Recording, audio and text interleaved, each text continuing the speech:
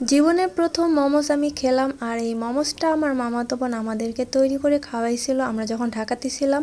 আজ আমি আপনাদের সাথে সেই মোমোস কিভাবে বানাতে হয় সেই ভিডিওটা শেয়ার করতেছি। সেজন্য সে প্রথমে মুরগির মাংস নিয়েছিল, ছুরি দিয়ে সুন্দর করে টুকরো টুকরো করে নিতেছিল। যাদের বাসায় মিক্সার ব্লেন্ডার রয়েছে তারা চাইলে মিক্সার ব্লেন্ডারে এইরকম করে মুরগির মাংস কিমা করে নিতে পারে। আপনারা যদি এরকম করে মোমোস তৈরি করে ঘরে বানিয়ে খেতে চান তাহলে এই ভিডিওটি পুরোপুরি দেখুন। তারপরে আমার মামাতো বোন অনেকগুলো পেঁয়াজ কুচি করে নিতেছিল, তারপর সে এখন কাঁচামরিচ কুচি কুচি করবে। তো আমি বললাম তোমার হাত জ্বলবে, আমি কুচি করে দেই। গরম মশলা আগে থেকে ভেজে গুঁড়ো করে রেখেছিল, তো সেই গরম মশলাগুলো এখন মুরগির মাংসে অ্যাড করতেছে। তারপর একটু শুকনো মরিচের গুঁড়া অ্যাড করা হলো। তারপর এখানে দিয়ে দিতেছি আদা বাটা, একটু রসুন বাটার সাথে একটু জিরে বাটা দেওয়া হলো।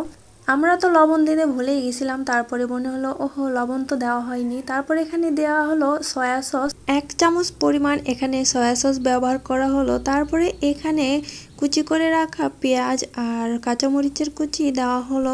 এখন এই মশলাগুলো মাংসের সাথে সুন্দর করে হাত দিয়ে মেখে চেখে রেখে দিবে রেস্টে কয়েক মিনিটের জন্য। আর এইদিকে ম্যাজিক চুলায় থাই প্যান বসানো হয়ে গেছে। থাই প্যানে একটু সয়াবিন তেল দেওয়ার পরে এখানে মেখে রাখা মাংসের টুকরোগুলো ভেজে নিব। এতে করে মাংসের যে কাঁচা গন্ধ সেটা থাকবে না। আর মোমোস তৈরির জন্য আপনারা সর্বদা চেষ্টা করবেন প্যাকেটের আটা ব্যবহার করার জন্য। আর আমরা আগে থেকেই সেই আটাটা তেল আর লবণ দিয়ে মেখে রেখে দিয়েছিলাম। সেই আটা দিয়ে এখন ছোট ছোট রুটি বানিয়ে এর মধ্যে চিকেনের পুরটা দিয়ে এখন মোমোস তৈরি করা হবে। অনেকগুলো ডিজাইন বানিয়ে ফেললো আমার মামাতো বোন। তারপরে এই মোমোজের গায়ে বাটার মেখে দেওয়া হবে, এতে করে মোমোজের ঘ্রাণ আরো দ্বিগুণ হয়ে যাবে। এরপর একটা পাতিলে পানি বলক আসার জন্য দেওয়া হয়েছিল। তো বলক আসার পরে একটা রাইস কুকারের ছাঁকনিতে এরকম করে সব মোমোসগুলো সাজিয়ে দিয়ে সেদ্ধ করার জন্য দেওয়া হলো, আর ঢাকনি দিয়ে ঢেকে দেওয়া হলো। এই তো মোমোসগুলো অনেক সুন্দর সেদ্ধ হয়ে আসছে, দেখতে ভালো লাগতেছে।